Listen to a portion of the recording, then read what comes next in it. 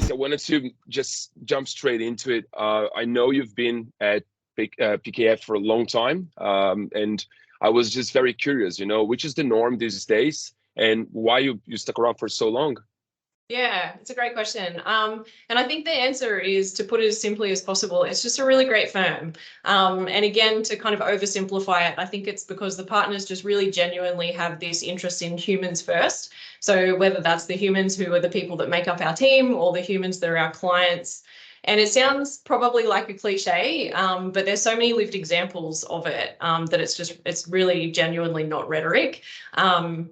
We've had examples of people go and do international secondments and come back to us. We've had people move and work remotely from interstate when they've had family members who needed to relocate. We've had people come back from multiple parental leaves, myself included, whether that's full-time or part-time, but always with full support. We've had people move from our admin team into our accounting team. We've had people go into our HR and practice services team. Our current CFO actually started with the firm 20 years ago as the office junior, and then progressed up to that role that she is today. Our technical director started 18 years ago, 2 weeks after me, actually, as a junior IT support officer.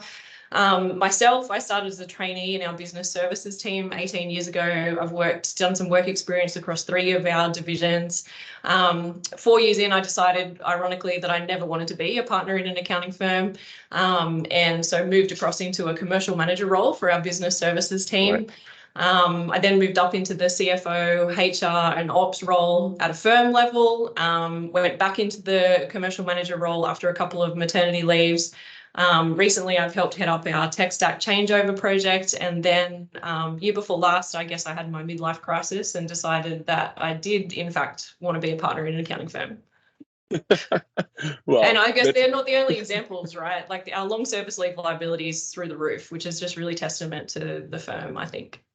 Yeah, no, it's interesting that it's been a long time, but it sounds like, you have a lot of different, I don't know, experiences, and that's, at least for me, I wonder, what's what are you doing now as a partner? What's the actual difference, that it makes, being a partner these days? Yeah, sure. I mean, I always kept clients. I always wanted to stay technically sharp because I'd worked hard for that skill set, I suppose, and the qualifications. And I also wanted to be able to keep credibility with my team when I was working with our internal processes and systems. So, but my focus now is very much not at all on what you would think of as traditional business services. We have a new process review team. And what we love to do and are quite good at, I suppose, is understanding the pain points that our clients have and helping them fix them, but like fix them properly, like really pragmatically, not going in there producing some 400-page report that takes 6 months to produce and costs tens of thousands of dollars. That's, immediately out of date and sits on someone's shelf and achieves nothing, but actually making changes to their business to increase their profitability, increase the value of the business, decrease their risk, decrease their stress along the way. So I guess it's really just taking what I've done internally with the firm for the last 18 years and now using that to help our clients. Yeah. Wow, that's refreshing. I don't hear these kind of things all the time, I wonder, what's your drive for doing this with clients? Yeah, I guess I'd say it's probably twofold. So firstly, with clients, we can give them back. Well, what we see is that there's a lot of business owners who went into business typically for 4 reasons, right? This is me trying to oversimplify again, but generally you find people are going into business because they either want more time, they want more money, they want more freedom and autonomy about what they do with their time and money, or they're passionate about something. Maybe they've opened a not-for-profit organization or something. And they're typically good at what they do, but not necessarily good at running a business or understanding how to scale it to a point where it's profitable and valuable. And so then they end up with less time, no money, no freedom or autonomy because they're just tied to this business that they've built for themselves. And whatever passion they had when they started just slowly gets poisoned by a lack of the 3 other things, which is can be devastating for someone, So we can fix that. That's the most compelling way that I guess I can say why I love what I do is we can really, help people with good systems complemented with good technology, and I suppose literally change their life a bit. But to be super clear, we're never about the technology for technology technology's sake. It's always about the underlying process. You know, it's rubbish in, rubbish out, or there's, you know, another saying with expletives in it that says the same thing.